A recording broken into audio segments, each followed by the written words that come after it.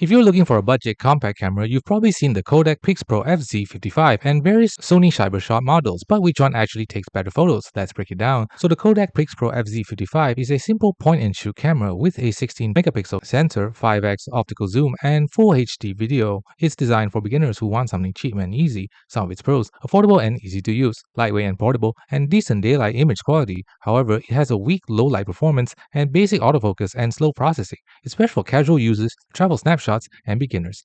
Sony CyberShot cameras vary a lot, but overall they offer better sensors, faster autofocus, and stronger image processing. Higher-end models like the RX series deliver much sharper images and better low-light performance. Some of its pros: superior image quality and dynamic range, faster autofocus and better video, and more advanced features overall. However, it's more expensive depending on the model, and some older models are outdated. It's best for users who want better photo quality and performance. So which one is better? Choose the Kodak FZ55 if you want a cheap, simple camera for everyday use. Choose the Sony CyberShot if you want better image quality, faster performance, and more advanced features.